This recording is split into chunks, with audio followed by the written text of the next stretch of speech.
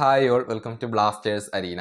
ഈ ട്രാൻസ്ഫർ ജാലകത്തിൽ 2 വിദേശ താരങ്ങളെയാണ് മുന്നേറ്റ നിരയിലേക്ക് കേരള ബ്ലാസ്റ്റേഴ്സ് കൊണ്ടുവന്നിട്ടുള്ളത്.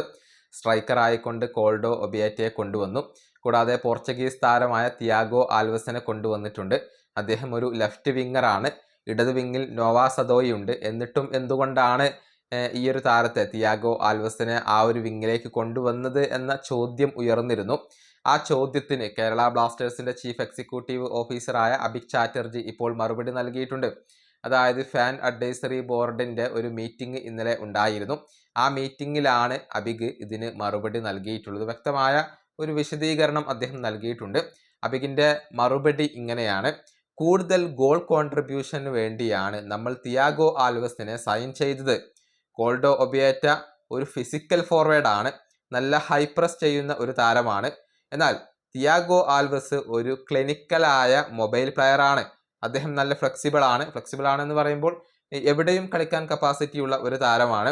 പ്രൊമോഷൻ ലഭിക്കുന്നതിന് മുൻപ് ജപ്പാനിലെ സെക്കൻഡ് ഡിവിഷനിൽ 24 ഗോളുകൾ നേടിക്കൊണ്ട് തൻ്റെ ഫിനിഷിംഗ് മികവ് തെളിയിച്ച താരമാണ് അദ്ദേഹം.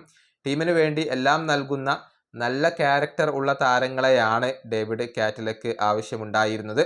സ്പാനിഷ് താരങ്ങൾ ഇന്ത്യയിൽ നല്ല രൂപത്തിൽ അഡാപ്റ്റ് ആവുന്നുണ്ട്.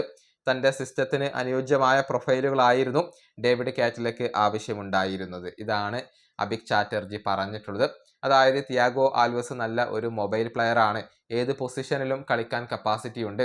മാത്രമല്ല തൻ്റെ ഫിനിഷിംഗ് മികവ് അദ്ദേഹം തെളിയിച്ചതാണ്. ഏത് പൊസിഷനിൽ കളിച്ചാലും ഗോളടിക്കാനുള്ള ഒരു കപ്പാസിറ്റി തിയാഗോ ആൽവസിനുണ്ട് എന്നാണ് അഭിക് പറഞ്ഞിട്ടുള്ളത്. കോൾഡോ ഒബിയാറ്റയുടെ കാര്യത്തിലേക്ക് വരുമ്പോൾ അദ്ദേഹം നല്ല ഹൈ പ്രസ് ചെയ്യുന്ന ഒരു സ്ട്രൈക്കറാണ് എന്നാണ് അദ്ദേഹം പറഞ്ഞിട്ടുള്ളത്. ഏതായാലും ഈ 2 താരങ്ങളും ടീമിന് മുതൽക്കൂട്ടാകും. ഡേവിഡ് കാറ്റലയുടെ സിസ്റ്റത്തിന് അനുയോജ്യമായ താരങ്ങളെ മാത്രമാണ് നമ്മൾ കൊണ്ടുവന്നിട്ടുള്ളത് എന്നൊക്കെയാണ് അഭിക് ഇപ്പോൾ വ്യക്തമാക്കിയിട്ടുള്ളത്. ഈ വീഡിയോ അവസാനിപ്പിക്കുന്നു. അടുത്തൊരു വീഡിയോയിൽ കാണാം.